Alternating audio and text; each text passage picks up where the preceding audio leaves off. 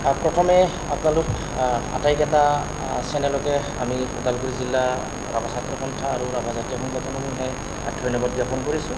তো আজি আমি ৰাভা ছাত্ৰ সন্থাৰ জিলা কাৰ্যালয়ত আপোনালোকক আমন্ত্ৰণ কৰি আনি এইটোৰ কাৰণে আমি এটা প্ৰেছ মিট দিবৰ কাৰণে আমি সিদ্ধান্ত ল'বলগীয়া হ'ল। আজি আমি এই প্ৰেছ মিট কাৰ্যসূচীত ওদালগুৰি জিলা ৰাভা ছাত্ৰ সন্থা, ৰাভা সাহিত্য সভা, ৰাভা মহিলা পৰিষদ, ৰাভা গণমঞ্চ বিটিআৰ আৰু ৰাভা উন্নয়ন পৰিষদ দাবী সমিতিয়ে যুটীয়াভাৱে আমি এইকাৰণে সংবাদমেল অনুষ্ঠিত কৰিবলগীয়া হ'ল। যোৱা 21 তাৰিখে নিখিল ৰাভা ছাত্ৰ সন্থাৰ প্ৰাক্তন সভাপতি মাননীয় ৰমেন সিং ৰাভা ডাঙৰীয়াই বৰ্তমান ৰাভা হাছং অট'নমাছ কাউন্সিলৰ মুখ্য কাৰ্যবাহী সদস্য মাননীয় শ্ৰীযুত টংকেশ্বৰ ৰাভা ডাঙৰীয়াক, যি তেখেতে ৰাভা নহয়, তেখেতে এজন শৰণীয়া জনগোষ্ঠীৰ লোক হয়, তেখেতে ৰাভা হাছং অট'নমাছ কাউন্সিলৰ ST কোটাত CEM অৰ্থাৎ মুখ্য কাৰ্যবাহী সদস্য হৈ থকাৰ কোনো ইয়াত যুক্তি নাই বুলি পেলাই তেখেতে ইলেক্ট্ৰনিক মিডিয়াত যি অডিঅ' ক্লিপ এটা ভাইৰেল কৰিছে, তাত আমি ওদালগুৰি জিলাৰ আটাইকেইটা ৰাভা জাতীয় সংগঠনে দুখ প্ৰকাশ কৰিছোঁ আৰু আমি মৰ্মাহত হৈছোঁ। এইটোৰ কাৰণে আমি দুখ প্ৰকাশ কৰিছোঁ, এইটোৰ কাৰণে আমি মৰ্মাহত হৈছোঁ, কাৰণ টংকেশ্বৰ ৰাভা ডাঙৰীয়াই জন্মগতভাৱে আমাৰ ওদালগুৰি জিলাৰ এজন বাসিন্দা হয়, যদিও তেখেত বৰ্তমান সময়ত ৰাভা হাছং অট'নমাছ কাউন্সিলৰ এজন স্থায়ী বাসিন্দা, তথাপিও পূৰ্বতে তেখেতে আমাৰ ওদালগুৰি জিলাৰে আছিল। গতিকে ইয়াত আমি তেখেতৰ ওপৰত যিটো ইলিগেশ্যন আনিছে আমি যথেষ্ট দুখ প্ৰকাশ কৰিছোঁ আৰু এইটোৰ কাৰণে আমি দুখ প্ৰকাশ কৰিছোঁ। টংকেশ্বৰ ৰাভা ডাঙৰীয়াই যদি সঁচাকৈ শৰণীয়া জনগোষ্ঠীৰে আছিল, তেখেতে সুদীৰ্ঘ কাল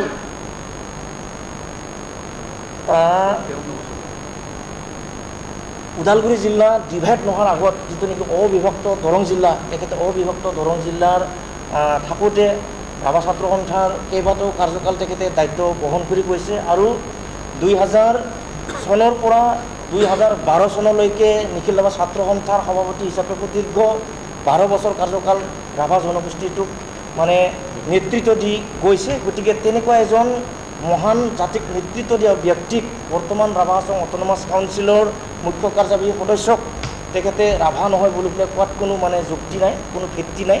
এইটোৰ কাৰণে যুক্তি নাই, এইটোৰ কাৰণে ভিত্তি নাই, কাৰণ তেখেতক যিহেতু শৰণীয়া বুলি পেলাই অভিযোগ কৰিছে, আচলতে শৰণীয়া জনগোষ্ঠীটো কোন হয় আমি নৃতত্ব গৱেষণাৰ পৰা সকলো অসমৰ ৰাইজে গম পায়। শৰণীয়াসকল আচলতে পূৰ্বতে বড়োমূলীয় বা ৰাভামূলীয় বা কছাৰীমূলীয়াৰ জনগোষ্ঠী আছিলে।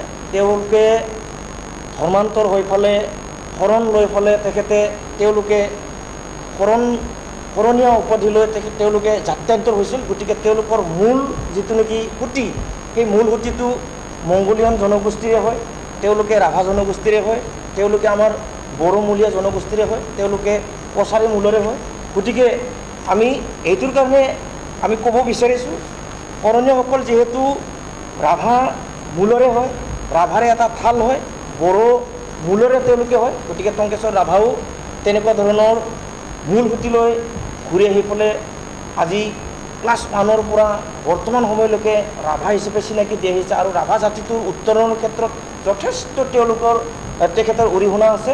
গতিকে আমি ক'ব বিচাৰিছোঁ, আমাৰ ওদালগুৰি জিলাত যিসকল ৰাভা জনগোষ্ঠীৰ লোক আছে, তো আপোনালোকে সকলোৱে গম পায়, অসমৰ ৰাইজে গম পায়, আমাৰ ওদালগুৰি অঞ্চলত বা ব্ৰহ্মপুত্ৰৰ উত্তৰ পাৰে যিসকল আমাৰ জনজাতীয় লোক আছে, তেওঁলোকে কিছুমান দেউতাকে যদি ৰাভা জনগোষ্ঠীৰ হয়, তাৰ ল'ৰা বা পুত্ৰই শৰণীয়া হিচাপে টাইটেল লিখি আছে, তাৰ ককায়েকে ৰাভা হিচাপে টাইটেল লিখি আছে। আমাৰ ওচৰতে তেনেকুৱা ধৰণৰ হাজাৰটা উদাহৰণ আছে। গতিকে আমি শৰণীয়া জনগোষ্ঠীসকলক বেলেগ জনগোষ্ঠী বুলি পেলাই আমি এইটোৰ কাৰণে ক'ব নিবিচাৰোঁ, কাৰণ যদিও তেওঁলোকে আজিৰ তাৰিখত শৰণীয়া কছাৰী বুলি পেলাই এটা মানে সুকীয়া জনগোষ্ঠীক দিবৰ কাৰণে তেওঁলোকে পৰিচয় দিবৰ কাৰণে তেওঁলোকে যুঁজা কৰি আহিছে, তেওঁলোকৰ প্ৰতিও আমাৰ এটা ৱেলকাম আছে। গতিকে আমাৰ ক'বলগীয়া এইখিনি, আৰু এনেকুৱা ধৰণৰ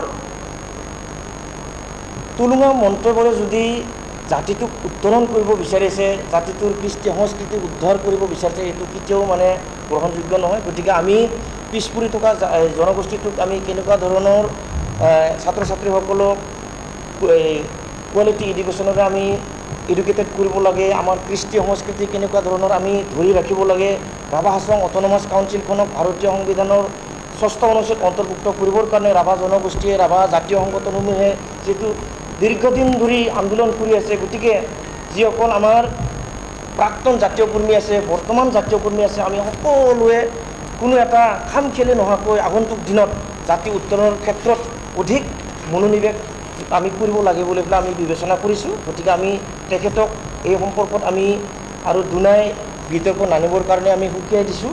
আৰু যদি তেখেতে নিজৰ বক্তব্যখিনিৰ ইয়াতে যদি সাম নাকাটে, আমি পৰৱৰ্তী সময়ত সাংগঠনিকভাৱে কিছু ডিছকাছ কৰি পেলাই আমি সিদ্ধান্ত ল'বৰ কাৰণে আমি বাধ্য হ'ম।